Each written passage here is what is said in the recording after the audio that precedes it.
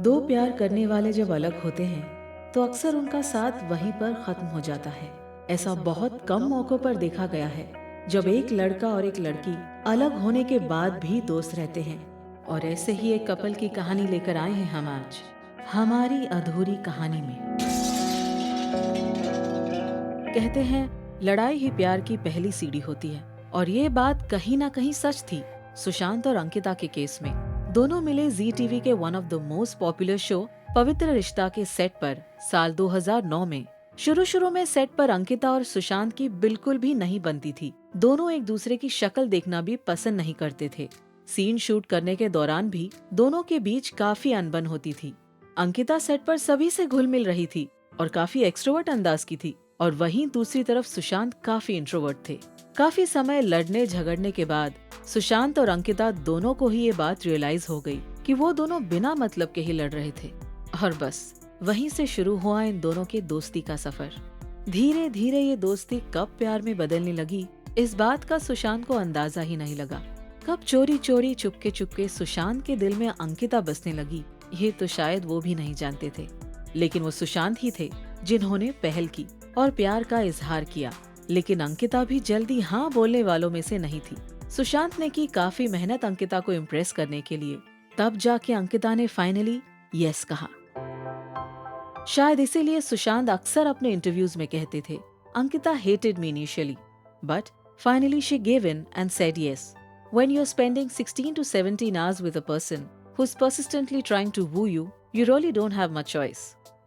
भले ही सुशांत और अंकिता साथ थे, लेकिन किसी को कानों कान इस बारे में खबर भी नहीं थी कि इन दोनों के बीच एक पवित्र रिश्ता जुड़ चुका है।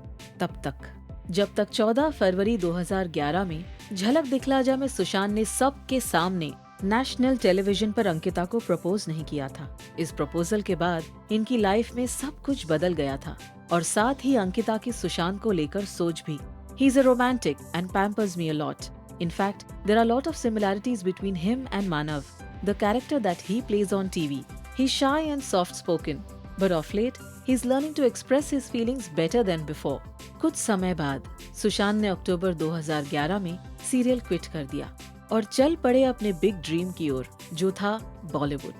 2013 में फिल्म कायपोछे के रिलीज के बाद सुशांत को काफी फेम मिला, और साथ ही काफी फीमेल फैंस भी, जिनसे होने लगी थी अंकिता को जलन। I feel very happy when Ankita Lokhande is jealous of my female fans. जैसे जैसे सुशांत सक्सेस की ऊंचाइयों को छूने लगे, वैसे वैसे उनके और अंकिता के ब्रेकअप की खबरें भी जोर पकड़ने लगी। लेकिन उस वक्त सुशांत ने भी इन सभी खबरों को झुठला दिया। I'm lucky to have Ankita in my life. I don't know what I'd do without her. People say things and she still trusts me. That level of trust is something that I love about her.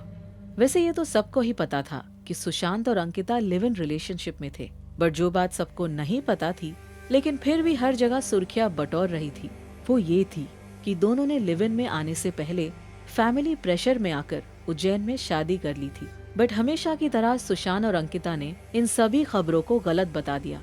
जो भी हो, एक बात तो पक्की थी कि आज न कल दोनों शादी के बंधन में बनने जरूर वाले थे, क्योंकि जो सुशांत इतने शाय थे, वो अपनी शादी के बारे में बात करने से कतई नहीं कतराते थे। शादी राइट? Ask him. यही पूछता है हमेशा से सवाल वो। दिसंबर फॉर श्योर। अगला दिसंबर 20 दिसंबर। या 12 महीने 11 महीने। बस We are getting married in December? Okay, December. Guys, it's December. Decided. क्या ये सब देखकर और सुनकर कोई ये कह सकता था कि इनकी कहानी भी अधूरी रह जाएगी? सुशांत के बर्थडे बैश में अंकिता मौजूद नहीं थी।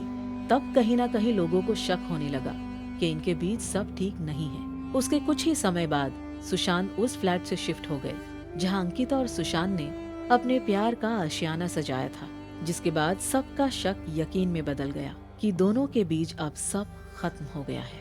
और जैसे हर बार होता है, लोग इल्जाम लगाना शुरू कर देते हैं। सुशांत और अंकिता के केस में सुशांत के करियर को ब्लेम किया गया और उनकी आने वाली फिल्म की को स्टार कृति सैनन को भी, और तो और अंकिता के अल्कोहलिक होने को भी इस ब्रेकअप की वजह बनाई गई। लेकिन इन सभी गॉसिप्स का अंत तब हुआ जब सुशांत ने पहली बार 2016 में हुए अपने ब्रेकअप के बारे में ट्वीट करके कहा, Neither she was an alcoholic nor I'm a womanizer. People do grow apart and it's unfortunate. Period. Sushant के इस खुलासे के बाद अंकिता ने भी बोल्डली मीडिया को फेस किया और अपने इस ब्रेकअप के बारे में खुलकर बात की। Do I look depressed? Not at all. In fact, I'm happy. Though this is not right place to talk about my relationship status, but yes, we will definitely speak about it at the right time. आखिर ऐसा क्या हो गया कि इनका ये पवित्र रिश्ता बीच में ही टूट गया? कितने अजीब रिश्ते हैं यहाँ पे। 2 पल में मिलते हैं और 2 ही पल में बिछड़ जाते हैं। शायद अंकिता और सुशांत की किस्मत को एक दूसरे का साथ मंजूर नहीं था।